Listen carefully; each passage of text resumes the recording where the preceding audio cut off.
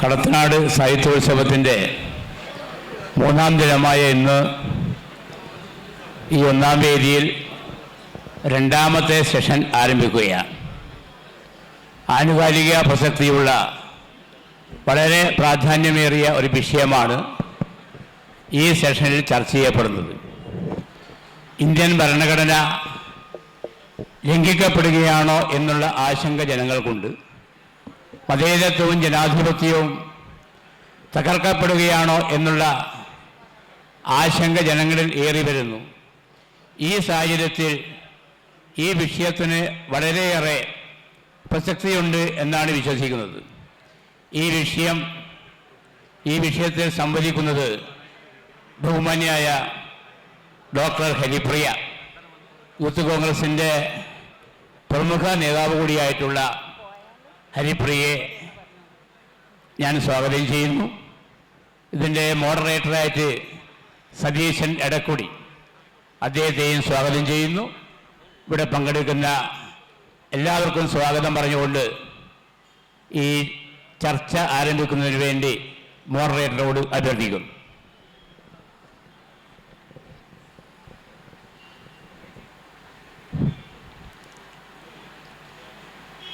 Kadathanad literature ഫെസ്റ്റിവലിൻ്റെ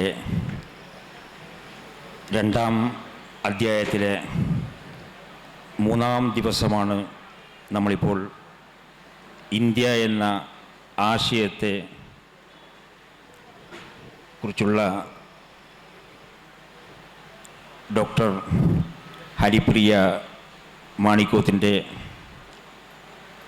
ചർച്ചയ്ക്ക് വേണ്ടി കാത്തിരിക്കുന്നത്. ഇന്ത്യ എന്ന ആശയം എന്ന് പറയുമ്പോൾ തന്നെ നമ്മുടെ മനസ്സിൽ അങ്കുരിക്കുന്ന ഒരു ചിത്രമുണ്ട്. ആ ചിത്രം നമ്മുടെ മനസ്സിൽ എന്നേ പതിച്ചു കഴിഞ്ഞതാണ്. വലിയ സ്വാതന്ത്ര്യ സമര ചരിത്രത്തിൻ്റെ ഏടുകളിൽ കൂടി മഹത്തായ ആശയങ്ങൾക്ക് രൂപം നൽകിയ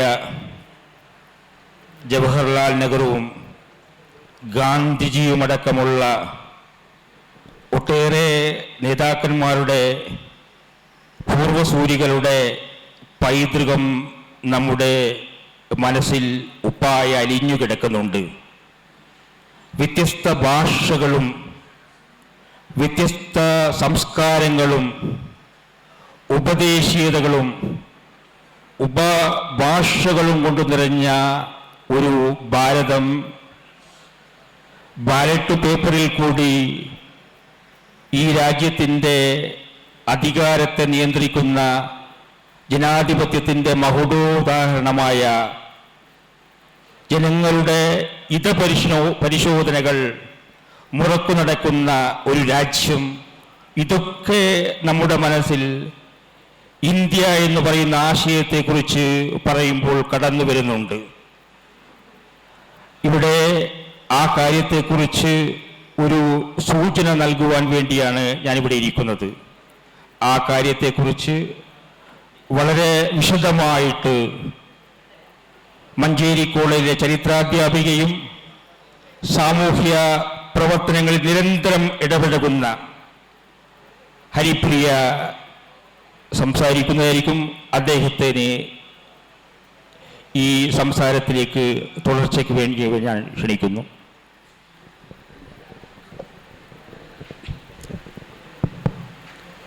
എല്ലാവർക്കും നമസ്കാരം. കടത്തനാട് ഫെസ്റ്റിൻ്റെ രണ്ടാം അധ്യായം അതിൻ്റെ സമാപനത്തിലേക്ക് കടക്കുകയാണ്. യഥാർത്ഥത്തിൽ കടത്തനാട് ഫെസ്റ്റ് കടത്തനാടിന് മാത്രമല്ല, മറിച്ച് കോഴിക്കോട് ജില്ലയിലെ വ്യത്യസ്ത മേഖലയിൽപ്പെടുന്ന അഭിപ്രായമുള്ള ഒരുപാട് പേരെ ഇങ്ങോട്ടേക്ക് എത്തിക്കുന്ന ഒരു സംരംഭമായി മാറിയിരിക്കുന്നു എന്നുള്ളത് വലിയ സന്തോഷം നൽകുന്ന ഒന്നാണ്. നമ്മൾ ഈ സെഷനിൽ ഇന്ത്യ എന്ന ആശയത്തെക്കുറിച്ചാണ് ചർച്ച ചെയ്യുന്നത്. ഇന്ത്യ എന്നത് എന്നെ സംബന്ധിച്ച് അതൊരു ഭൂപ്രദേശത്തിൻ്റെ പേരാണ് എന്ന് ഞാൻ കരുതുന്നില്ല. ഒരു ഭൂപ്രദേശത്തിന്, ഒരു ജിയോഗ്രഫിക്കലായുള്ള ഒരു സ്ഥലത്തിന് കൊടുക്കുന്ന കേവലമായ ഒരു അർത്ഥം, ഒരു പേര് എന്നുള്ളതിന് ഉപരിയായി ഇന്ത്യ എന്ന ആശയം ഒരു സാംസ്കാരികതയാണ്. ഇന്ത്യ എന്നത് അതൊരു പൈതൃകമോ പാരമ്പര്യമോ ഒക്കെ ആയിട്ട് നിലനിൽക്കുന്ന ഒന്നാണ്.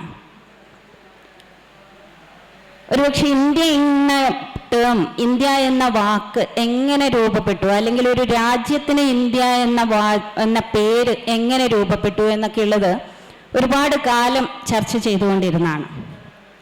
നമുക്കറിയാം, നമ്മുടെ ദേശീയ ഗാനം, ഞാനും നിങ്ങളുമൊക്കെ എഴുന്നേറ്റ് നിൽക്കുന്ന, ആദരപൂർവം കേൾക്കുന്ന നമ്മുടെ ദേശീയ ഗാനത്തിനകത്ത് ഇന്ത്യക്ക് പുറത്തുള്ള, ഇന്നത്തെ ഇന്ത്യ എന്ന ഭൂപ്രകൃതിക്കകത്ത്, ഇന്ത്യ എന്ന മാപ്പിനകത്ത് ഉൾക്കൊള്ളാത്ത പ്രദേശങ്ങളെ കൂടെ പറഞ്ഞു പോകുന്നുണ്ട് എന്നുള്ളത് ഒരു വാസ്തവമാണ്. സിന്ധു എന്ന് പറയുന്ന നദിയുടെ സൈന്ധവതയിൽ നിന്ന് രൂപപ്പെട്ടു വന്ന ഇന്ത്യയെ സിന്ധ് എന്ന് നമ്മുടെ ദേശീയ ഗാനത്തിൽ പറയുന്നത് പഞ്ചാബ്, സിന്ധ്, ഗുജറാത്ത്, മറാഠ. ആ സിന്ധ് പ്രവിശ്യ മുഴുവൻ ഇന്ത്യയിലല്ല ഉള്ളത്. എങ്കിലും ഇന്ത്യൻ ഉപഭൂഖണ്ഡം, നേരത്തെ ഞാൻ സൂചിപ്പിച്ച പോലെ, അതൊരു പൈതൃകമാണ്. അതൊരു കേവലം ഒരു പ്രദേശത്തിൻ്റെ പേര് എന്നതിനുപരിയായി, അല്ലെങ്കിൽ രാജ്യത്തിൻ്റെ പേര് എന്നതിനുപരിയായി അതിനൊരു ലെഗസി ഉണ്ട്, അതിനൊരു പൈതൃകമുണ്ട് എന്നുള്ളത് കൊണ്ട് തന്നെ നമുക്കത് മാറ്റി നിർത്താൻ കഴിയില്ല എന്നുള്ളതാണ് വസ്തുത. സിന്ധു നദിയുടെ തീരത്ത് വസിച്ചിരുന്ന ജനങ്ങളെ, ആ ഒരു ജനതയെ വിളിച്ചിരുന്ന ഹിന്ദ് എന്ന പേരിൽ നിന്ന്, ആ ഹിന്ദിൽ നിന്ന് രൂപപ്പെട്ടു വന്നതാണ് ഇന്ത്യ എന്നുള്ള പേര്. നമ്മൾ ജയ് ഹിന്ദ് എന്ന് വിളിക്കുന്ന, ആവേശത്തോടെ ജയ് ഹിന്ദ് പറഞ്ഞ് അവസാനിപ്പിക്കുന്ന, അല്ലെങ്കിൽ ജയ് ഹിന്ദ് പറയുമ്പോൾ ആ ഹിന്ദ് എന്നുള്ളത് നമ്മുടെ പ്രയോഗമായിരുന്നില്ല എന്നുള്ളത് നമ്മൾ ഉൾക്കൊള്ളേണ്ടതുണ്ട്. ആ ഹിന്ദ് നമുക്ക് പുറത്തുനിന്ന് സിന്ധ് പ്രവിശ്യയിൽ താമസിക്കുന്നവരെ വിളിക്കുന്ന ടേം എന്നുള്ള നിലയിൽ അത്തരമൊരു ആശയമായി നമ്മുടെ ഇടയിലേക്ക് കടന്നു വന്നതാണ് എന്ന് നമ്മൾ അറിയേണ്ടതുണ്ട്.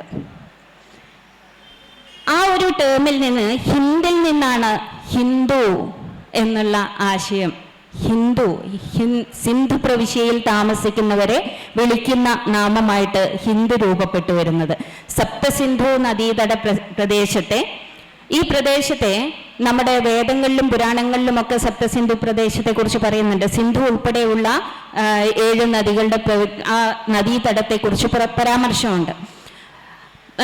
ഇന്ത്യയിൽ ഇതിനൊക്കെ സപ്തസിന്ധു എന്നൊക്കെ പറയുന്നു. പിന്നീട് വേദികാലഘട്ടം ആവുമ്പോഴേക്കും നമ്മളതിനെ ആര്യവൃത്തം എന്നുള്ള പേരിലൊക്കെയാണ് പ്രയോഗിക്കുന്നത്. പക്ഷേ സെയിന്റ് അവസ്ഥ പോലെയുള്ള കൃതികൾക്കകത്ത് ഇതിനെ ഹപ്ത ഹിന്ദു എന്നാണ് പ്രയോഗിച്ചിരിക്കുന്നത്. സപ്തസിന്ധുവിനെ തന്നെ ഹപ്ത ഹിന്ദു എന്നുള്ള ടേം ഉപയോഗിച്ച് പ്രയോഗിക്കുന്നത് നമ്മൾ കാണുന്നുണ്ട്. ഗ്രീക്കുകാര് സിന്ധു എന്ന് തന്നെ ആദ്യ കാലഘട്ടത്തിൽ തന്നെ സൈന്ധവ നാഗരികതയെ സിന്ധു നദീതട സംസ്കാരം, ഇൻഡസ് പീപ്പിൾ എന്നുള്ള തരത്തിൽ തന്നെ സിന്ധ് എന്നുള്ള ടേം ഉപയോഗിച്ച് തുടങ്ങിയിട്ടുണ്ട്. മെഗസ്തനീസ് ഇന്ത്യയിലേക്ക് വന്നപ്പോൾ, ചന്ദ്രഗുപ്ത മൗര്യന്റെ കാലഘട്ടത്തിൽ മെഗസ്തനീസ് ഇന്ത്യയിലേക്ക് വന്നപ്പോൾ, ഗുപ്ത സാമ്രാജ്യം എന്ന് പറയുന്നത് ഒരു പ്രാദേശിക ഭരണകൂടമായിട്ട് നിലനിൽക്കുമ്പോൾ തന്നെ ആ കാലത്ത് മെഗസ്തനീസ് ഇൻഡസ് പീപ്പിൾ എന്ന് തന്നെയാണ്, ഇൻഡസിലെ ജനങ്ങൾ എന്ന് തന്നെയാണ് പ്രയോഗിച്ചിരിക്കുന്നത് എന്ന് നമുക്ക് കാണാൻ കഴിയും. ഇപ്പം ഇന്ത്യ സന്ദർശിക്കുന്നവർക്കിടയിൽ ഈ തരത്തിലുള്ള ടേം, ഇൻഡസ് എന്നുള്ള ടേം ഉപയോഗിക്കുന്നതായിട്ട് നമുക്ക് കാണാൻ കഴിയുന്നുണ്ട്. പക്ഷേ ക്രിസ്തുവിന് മുൻപുള്ള നൂറ്റാണ്ടുകളിൽ ഇൻഡസ് എന്നത് ഗ്രീക്കോ റോമൻ ഭാഷകളിലൊക്കെ ഉപയോഗിച്ചു വന്ന ഒരു ടേം എന്നുള്ള നിലയിലാണ് നമുക്ക് കാണാൻ പറ്റുന്നത്. അവിടെയാണ് ഞാൻ പറഞ്ഞത്, ഇതിനു മുമ്പ് തന്നെ രചിക്കപ്പെട്ട സെയിന്റ് അവസ്ഥയിൽ തുടങ്ങി ഇങ്ങോട്ടുള്ള സമയത്തൊക്കെ നമുക്ക് ഈ ഹിന്ദു, ഇൻഡസ് എന്നുള്ള ടേമുകളൊക്കെ നിരന്തരം പ്രയോഗിക്കുന്നതായിട്ട് കാണുന്നുണ്ട്. ലാറ്റിൻ, ഗ്രീക്ക് ഭാഷകളിൽ നിന്ന് പിന്നീട് ബ്രിട്ടീഷുകാരിലേക്ക് വരുന്നതോടുകൂടെ ബ്രിട്ടീഷ് ഇന്ത്യ എന്നുള്ള പേര് നിരന്തരമായിട്ട് ഉപയോഗിക്കുക. റോയൽ ബ്രിട്ടീഷ് ഇന്ത്യ എന്നൊക്കെയുള്ള വാക്കുകൾ ബ്രിട്ടീഷുകാർ നിരന്തരം ഉപയോഗിച്ചു തുടങ്ങിയാണ്. അപ്പം നമ്മൾ ഇന്ത്യ എന്നുള്ള ആശയം ഒരു ദിനം കൊണ്ടോ ഒരു കാലഘട്ടം കൊണ്ടോ രൂപപ്പെട്ടു വന്നതല്ല, മറിച്ച് ഇത് നിരന്തരമായി വ്യത്യസ്ത ഭാഷകളിലൂടെ വ്യത്യസ്ത സംസ്കാരങ്ങളിലൂടെ ഇന്ത്യക്കകത്തും പുറത്തും ഒക്കെ ചർച്ച ചെയ്യപ്പെട്ട്, അകത്ത് ഉപയോഗിക്കുന്നതിലുപരിയായി പുറത്ത് ചർച്ച ചെയ്യപ്പെട്ട്, പുറത്തുള്ളവർ നമ്മളെ വിളിക്കുന്ന പേരായി മാറി പിന്നീട് പല തലമുറകളിലൂടെ കൈമാറി വന്ന ഒരു ടേമാണ് ഈ ഇന്ത്യ എന്നുള്ള ഒരു ആശയം എന്ന് നമ്മൾ മനസ്സിലാക്കേണ്ടിയിരിക്കുന്നു. ബ്രിട്ടനാണ് യഥാർത്ഥത്തിൽ ഇന്ത്യ എന്ന ഇന്ത്യ എന്നുള്ള പേരിൽ ഉറച്ച് നമ്മളെ വിളിക്കാൻ തുടങ്ങിയത്. ബ്രിട്ടന്റെ ഈ പ്രയോഗത്തെ പിന്നീട് ദേശീയവാദികൾ, നമ്മുടെ രാജ്യത്തെ ദേശീയവാദികൾ അതിനെ ഉപയോഗപ്പെടുത്തുകയും ദേശനാമമായിട്ട് ഇന്ത്യ എന്ന് പ്രയോഗിക്കാൻ തുടങ്ങുകയാണ് ഉണ്ടായത്. യഥാർത്ഥത്തിൽ ബ്രിട്ടീഷ് പാർലമെന്റിൽ ആ സമയത്ത് പാസ്സാക്കപ്പെടുന്ന ബില്ലുകൾക്കും അതേപോലെ ഈസ്റ്റ് ഇന്ത്യ കമ്പനിയുമായുള്ള കമ്മ്യൂണിക്കേഷനുകൾക്കകത്തുമൊക്കെ ഇന്ത്യ എന്നുള്ള ടേം തന്നെയാണ് ഉപയോഗിച്ചിരിക്കുന്നത്. അതിൻ്റെ രേഖകൾ ഇപ്പോഴും നമുക്ക് ലഭ്യമാണ്, നമ്മുടെ ആർക്കൈവ്സുകളിലൊക്കെ അത് ലഭ്യമാണ്. അപ്പൊ ചരിത്രപരമായ ഒരു ഒഴുക്കിലൂടെ വ്യത്യസ്ത ഭാഷകളിലൂടെ രൂപപ്പെട്ടു വന്ന ഒരു നാമം ആയിട്ടാണ് ഇന്ത്യ രൂപപ്പെട്ടു വന്നത്. അപ്പൊ ലോകത്ത് എനിക്ക് തോന്നുന്നു മറ്റെല്ലാ പ്രദേശങ്ങളുടെയും രാജ്യങ്ങളുടെയും പേരുകൾക്ക് മറ്റു ചില ആശയങ്ങളുമായിട്ട് കണക്ഷൻ ഉണ്ട്. ഇന്ത്യ എന്ന പേര് രൂപപ്പെട്ട പോലെയല്ല ലോകത്തെ മറ്റ് രാജ്യങ്ങളുടെ പേരുകൾ രൂപപ്പെട്ടത്. ഒരുപക്ഷെ അത് അവരുടെ ഗോത്രവുമായി ബന്ധപ്പെട്ടായിരിക്കും. ചിലപ്പോൾ പേര് ആ പ്രദേശത്തെ ജനതയുടെ ഗോത്രവർഗത്തിന്റെ പേരുമായി ബന്ധപ്പെട്ടാണ് പല രാജ്യങ്ങളുടെയും പേര് രൂപപ്പെട്ടു വന്നിരിക്കുന്നത്. മറ്റൊരു രീതി എന്ന് പറയുന്നത് അവരുടെ വിശ്വാസവുമായി ബന്ധപ്പെട്ട്, അവരുടെ റിലീജിയനുമായി ബന്ധപ്പെട്ടുള്ള ആശയങ്ങളിൽ നിന്ന് രൂപപ്പെട്ടു വന്നതാണ്. ഇനി അതുമല്ലെങ്കിൽ അവരുടെ ജിയോഗ്രഫിക്കലായിട്ടുള്ള ഏതെങ്കിലും ഒരു മലയോ കുന്നോ നദിയോ ആയിട്ട് ബന്ധപ്പെട്ടാണ് രൂപപ്പെട്ടു വന്നിട്ടുള്ളത്.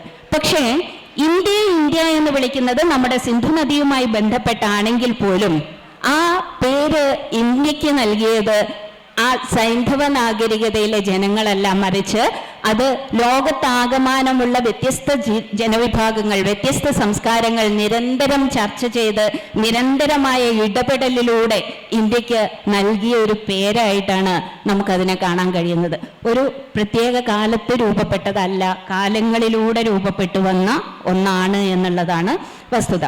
ദേശീയ പ്രസ്ഥാന കാലത്ത് വലിയ തോതിൽ ചർച്ച നടന്നിട്ടുണ്ട്.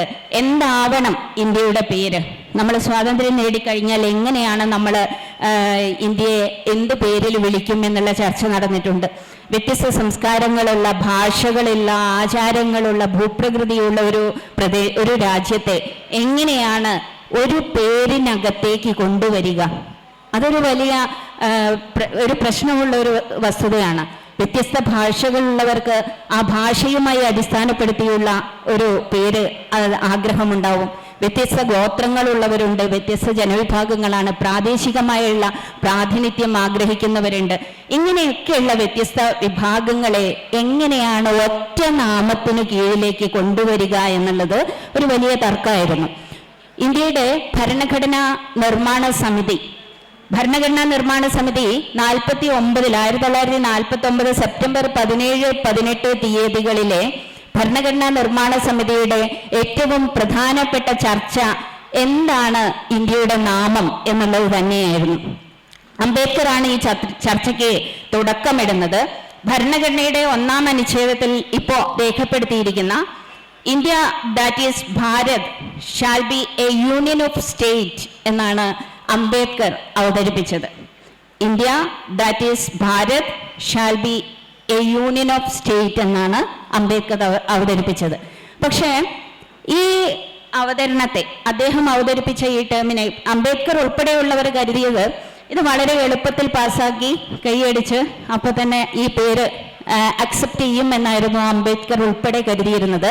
പക്ഷേ അവിടെ ഭരണഘടനാ നിർമ്മാണ സമിതി വലിയ ചർച്ചയ്ക്ക്, ഒരു ദിവസമല്ല 2 ദിവസം ഈ പേരിനെ കുറിച്ച് ചർച്ച ചെയ്യുകയുണ്ടായി. കാരണം ചരിത്രപരമായ ഒരു നാമമാണ്, ചരിത്രപരമായ ഒരു പ്രദേശത്തിന്റെ നാമത്തെ എങ്ങനെ വെക്കണം എന്നുള്ളതിനെ കുറിച്ച് ആ കോൺസ്റ്റിറ്റ്യൂവന്റ് അസംബ്ലിയുടെ ചർച്ച 2 ദിവസം നീണ്ടു നിന്നു. അതിൽ Bharat that is in English India എന്നുള്ള ടേമാണ് കാമത്ത് പ്രയോഗിക്കുന്നത്. ഭാരതിന് ഇമ്പോർട്ടൻസ് കൊടുത്തുകൊണ്ടുള്ള ഒരു പേരാണ് അദ്ദേഹം പ്രയോഗിച്ചത്. അതേപോലെ തന്നെ ഉറുദു കവിയായ ഹസ്രത് മൊഹാലി അന്ന് രേഖപ്പെടുത്തിയത് union of socialist republic of India എന്നുള്ള പേര് ഇന്ത്യക്ക് കൊടുക്കണം എന്നാ. Union of socialist republic of India എന്നുള്ള പേരാണ് അദ്ദേഹം നിർദ്ദേശിച്ചത്.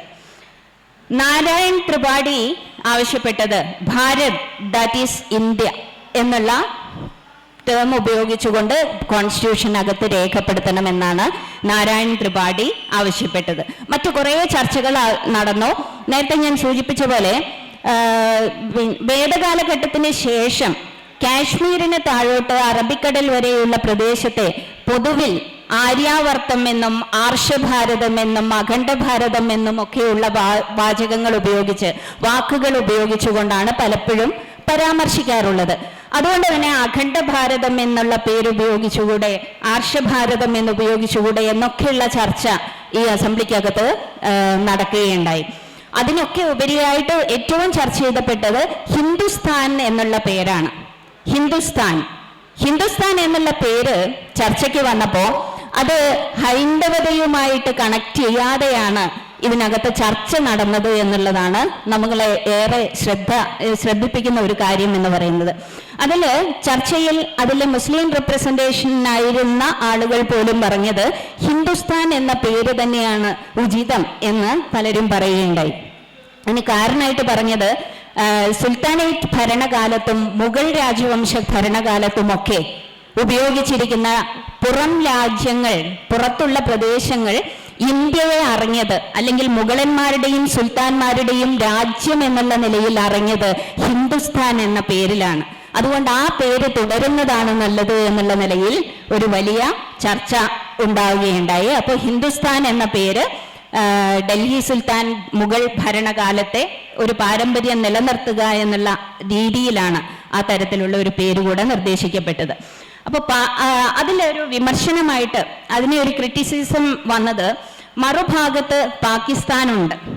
പാകിസ്ഥാൻ മറുഭാഗത്ത് നിൽക്കുമ്പോൾ അതിൻ്റെ ഒരു മിറർ ഇമേജ് പോലെ ഇപ്പുറത്ത് ഹിന്ദുസ്ഥാൻ വരുന്നത് അതൊരു വർഗീയമായ ഒരു കാഴ്ചപ്പാട് ഉണ്ടാക്കും എന്നുള്ളത് കൊണ്ട് അത്തരത്തിലൊരു പേര് നമുക്ക് ആവശ്യമില്ല എന്നുള്ള ഒരു കൺക്ലൂഷനിലേക്കാണ് പിന്നീട് കടന്നെത്തിയത്. ഭാരതം എന്നുള്ള വാക്ക് അതും ഒരുപാട് കാലമായിട്ട് ഉപയോഗിച്ചു വന്നിരിക്കുന്നതാണ്. ഭരതേശ്വരൻ എന്ന് പറയുന്ന ജൈന തീർത്ഥങ്കരന്റെ പേരുമായിട്ട് ബന്ധപ്പെട്ടാണ് നമ്മൾ ഭരതമുനിയൊന്നും അല്ല, പലപ്പോഴും പലരും പറഞ്ഞു കേട്ടിട്ടുണ്ട് ഭരതമുനിയുടെ പേരിൽ നിന്നാണ് ഭാരതം വന്നത്. പക്ഷെ ഭരതേശ്വരൻ എന്ന് പറയുന്ന ജൈന തീർത്ഥങ്കരനുമായിട്ട് ബന്ധപ്പെട്ടാണ് ഭാരതം എന്നുള്ള പേര് ഉപയോഗിക്കാൻ തുടങ്ങിയത്. അതേപോലെ തന്നെ ഭരതന്റെ വംശാവലി എന്ന് പറഞ്ഞ് ഒരു പ്രയോഗം കൂടെ നടത്താറുണ്ട്, ഭരതന്റെ വംശാവലിയുടെ തുടർച്ച എന്നുള്ള നിലയിൽ.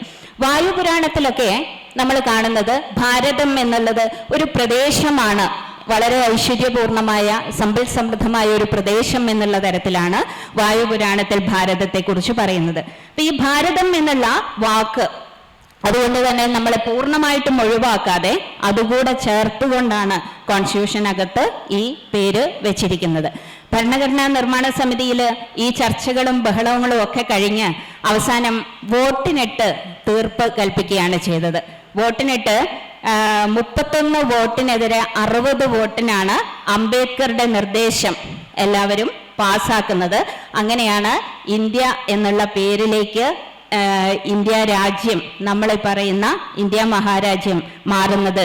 India that is Bharat shall be a union of state എന്നുള്ള ടേമിലേക്ക് ഇന്ത്യ എത്തിപ്പെടുന്നത്.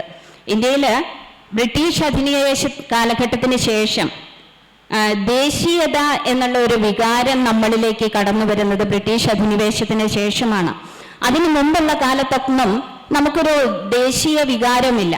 ഓരോ നാട്ടുരാജാവിനും അയാളുടെ കീഴിലുള്ള പ്രദേശത്തെ ജനങ്ങളെ അയാളോടൊപ്പം, ആ ഭരണാധികാരിയോടൊപ്പം നിർത്തണം എന്നുള്ളതിലുപരിയായി ഒരു ദേശീയ താല്പര്യം ഉണ്ടായിരുന്നില്ല. അതുതന്നെയാണല്ലോ 1857 ഒന്നാം സ്വാതന്ത്ര്യ സമരത്തിന്റെ പരാജയത്തിന്റെ ഏറ്റവും പ്രധാനപ്പെട്ട കാരണമായിട്ടും നമ്മൾ പറയുന്നത്. പരസ്പരം യോജിക്കാത്ത കുറെ രാജ്യങ്ങൾ ഒരുമിച്ച് ചേർന്നൊരു ഈ പോരാട്ടത്തിനിറങ്ങുകയാണ്. സ്വാഭാവികമായുള്ള പരാജയത്തിലേക്ക് അത് എത്തിച്ചേരുകയാണ് ചെയ്തത്. പക്ഷേ വിദേശ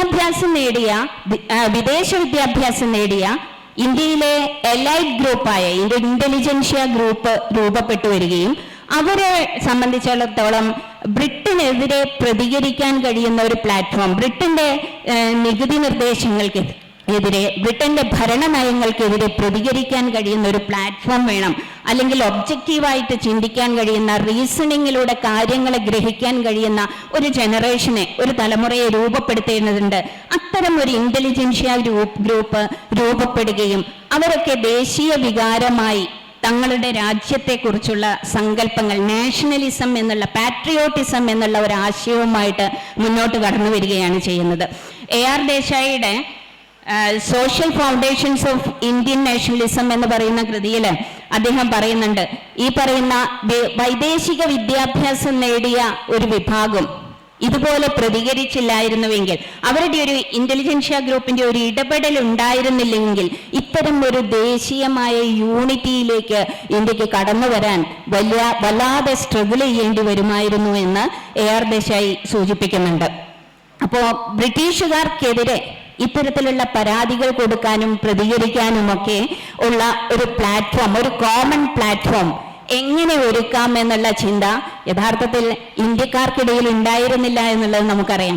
പക്ഷെ അങ്ങനെ ഒരു പ്ലാറ്റ്ഫോം അറിയാതെ തന്നെ രൂപപ്പെട്ടു വരികയും 1885 നമുക്കറിയാം ഇന്ത്യൻ നാഷണൽ കോൺഗ്രസ് എന്ന് പറയുന്ന ഒരു കോമൺ പ്ലാറ്റ്ഫോം രൂപപ്പെടുകയും ചെയ്യാം. ആ കോമൺ പ്ലാറ്റ്ഫോമിൽ നിന്നുകൊണ്ടാണ് പിന്നീട് ഈ ഐക്യപ്പെടലും ദേശീയത എന്നുള്ള വികാരത്തെ ആളിക്കത്തിക്കുന്ന തരത്തിലുള്ള സമര പോരാട്ടങ്ങൾക്ക് ഇന്ത്യ നേരിട്ട് കാണുകയും ചെയ്യുന്നത്.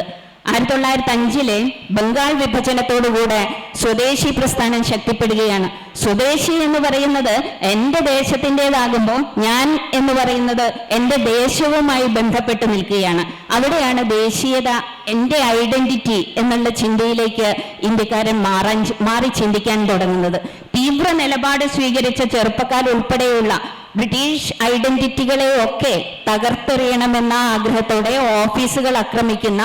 ഓഫീസർമാരെ ആക്രമിക്കുന്ന ഒരു തലമുറ കൂടെ ആ സമയത്ത് രൂപപ്പെട്ടു വരിക.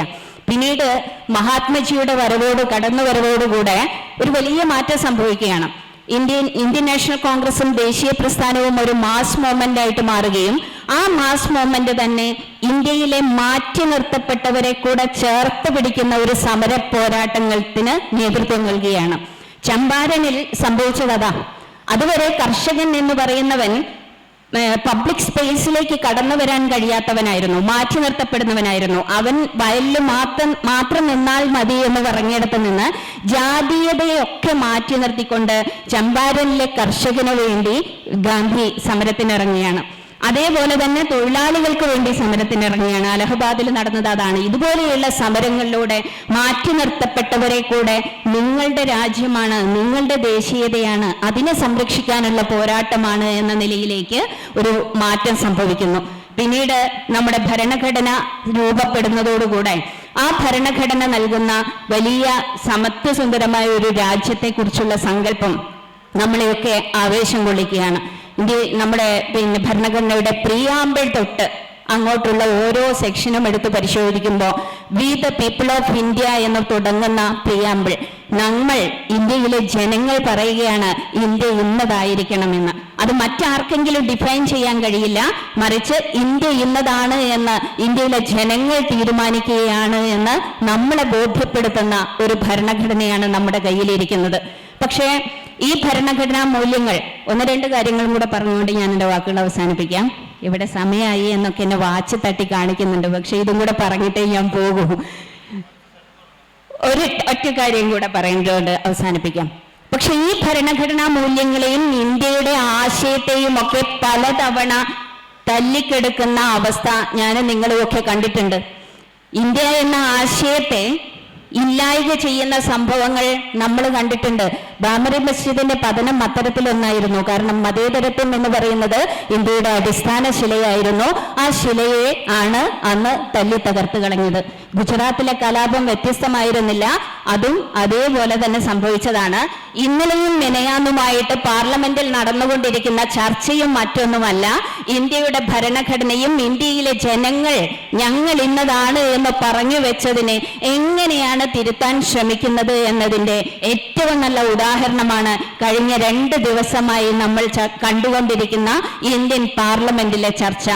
പുതിയ പുതിയ നിയമനിർമ്മാണങ്ങൾ നടത്തുമ്പോൾ ആ നിയമനിർമ്മാണങ്ങൾ ജനങ്ങൾക്ക് വേണ്ടിയുള്ളതായിരിക്കണം, അല്ലാതെ ഭരിക്കുന്നവരുടെ ആശയത്തിനു വേണ്ടി മാത്രം ചൂഴ്ന്നു നിൽക്കുന്നതാവരുത് എന്ന് ഇന്ത്യൻ ജനത ആവശ്യപ്പെടുന്നത് അവിടെ നിന്നുകൊണ്ടാണ് ഞാൻ പറയുന്ന എൻ്റെ കോൺസ്റ്റിറ്റ്യൂഷനെ അനുസരിക്കാൻ ഞാൻ ബാധ്യസ്ഥയാണ്. ആ കോൺസ്റ്റിറ്റ്യൂഷന്റെ അടിസ്ഥാന ആശയങ്ങളെ ആര് തല്ലിയുടയ്ക്കാൻ ശ്രമിച്ചാലും അതിനെ അനുവദിച്ചു കൊടുക്കാൻ ദേശീയതയിൽ ഉറച്ചു നിൽക്കുന്ന ഒരു ഇന്ത്യക്കാരന് സാധ്യമല്ല. ഇന്ത്യ എന്നുള്ള ആശയം അതാണ് വ്യക്തമാക്കുന്നത് എന്ന് മാത്രം സൂചിപ്പിക്കാൻ ഈ അവസരം ഉപയോഗിക്കുകയാണ്. നന്ദി, നമസ്കാരം. വളരെ മനോഹരമായിട്ട് അർത്ഥസമ്പുഷ്ടമായ വരികളിൽ കൂടി ഇന്ത്യ എന്ന നാമകരണത്തെക്കുറിച്ച് പലപ്പോഴും വർത്തമാനകാല ഇന്ത്യൻ രാഷ്ട്രീയത്തിൽ പ്രാദേശികതയുടെയും ദേശീയതയുടെയും പ്രശ്നങ്ങൾ മതപരമായിട്ടുള്ള നാമകരണങ്ങൾ ഉൾപ്പെടുത്തിക്കൊണ്ട് ഇന്ത്യയുടെ സംഗീതാത്മകമായിട്ടുള്ള രാഷ്ട്രീയ ശരീരത്തിൻ്റെ ഭാഷ്യത്തെ തകർക്കുന്ന പ്രവർത്തനങ്ങൾ ശിഥിലശക്തികൾ നടത്തിക്കൊണ്ടിരിക്കുമ്പോൾ ഈ ഭാരതത്തെ സൃഷ്ടിച്ച ഹിംസയെ ഇല്ലാതാക്കിക്കൊണ്ട് അഹിംസയുടെ മന്ത്രധ്വനികൾ ഭാരതത്തിലെ ജനമനസ്സുകളിൽ ശിരോലിഖിതം പോലെ എഴുതി ചേർത്ത പൂർവസൂരികളായ ദേശീയ പാരമ്പര്യവാദികളുടെ ഓർമ്മയിലേക്ക്, ആ ചിത്രത്തിലേക്ക് നമ്മെ കൂട്ടിക്കൊണ്ടുപോയ വരികളാണ് പ്രിയപ്പെട്ട ഹരിപ്രിയ മാണിക്കോത്ത് ഇവിടെ സവിസ്തരം പ്രതിപാദിച്ചത്. നമ്മുടെ ഓർമ്മയിൽ വള്ളത്തോളിൻ്റെ വരികളുണ്ട്. ഭാരതമെന്ന പേർ കേട്ടാൽ അഭിമാനപൂരിതമാകണം അന്തരംഗം, കേരളമെന്ന പേർ കേട്ടാലോ തിരക്കണം ചോര നമുക്ക് ഞരമ്പുകളിൽ. ഇവിടെ കവി മറന്നുപോയ ഒരു കാര്യം ഓർമ്മിപ്പിക്കുന്നുണ്ട്. കേരളമെന്നോ കർണാടകയെന്നോ കേട്ടാൽ അധികം തിളക്കരുത്, ഇന്ത്യ എന്ന ആശയമാണ് അവസാനത്തെ ചരട് എന്ന് ഓർമ്മിപ്പിക്കുന്ന ഒരു വർത്തമാനകാല രാഷ്ട്രീയ അവസ്ഥയിൽ ഈ സാഹിത്യോത്സവങ്ങൾ പകരുന്നതും ഇന്ത്യൻ ദേശീയതയെക്കുറിച്ച് തന്നെയാണ്. കരുണയുടെയും അഹിംസയുടെയും മതേതരത്വത്തിൻ്റെയും ജനാധിപത്യത്തിൻ്റെയും വലിയ ചിത്രത്തെ നിങ്ങളുടെ അകതാരിലേക്ക് ഒരിക്കൽ കൂടി ഓർമ്മപ്പെടുത്തിക്കൊണ്ട് ഈ ചർച്ച അവസാനിപ്പിക്കാനുള്ള ഒരു സന്ദേശം അതുതന്നെയാണ് നമുക്ക് നൽകുന്നത്. സമയം അതിക്രമിച്ചതുകൊണ്ട് നിങ്ങൾക്ക് ഇടപെടുവാനുള്ള അവസരം തരാൻ കഴിയില്ല എന്ന് പലപ്പോഴും ഇതിൻ്റെ സംഘാടകരുടെ മുഖഭാഗങ്ങളിൽ കാണുന്നത് കൊണ്ട് ഞാൻ ഇവിടെ ഉപസംഹരിക്കുകയാണ്. ഇനി ഇതിന് നന്ദി പ്രകാശിപ്പിക്കുവാൻ വേണ്ടി ക്ഷണിക്കുന്നു. പ്രിയപ്പെട്ട ഹരിപ്രിയ മാണിക്കൂത്തിനും സതീശേട്ടനുമുള്ള സ്നേഹത്തിൻ്റെ ഭാഷയുള്ള നന്ദി ഇവിടെ അറിയിക്കുന്നു.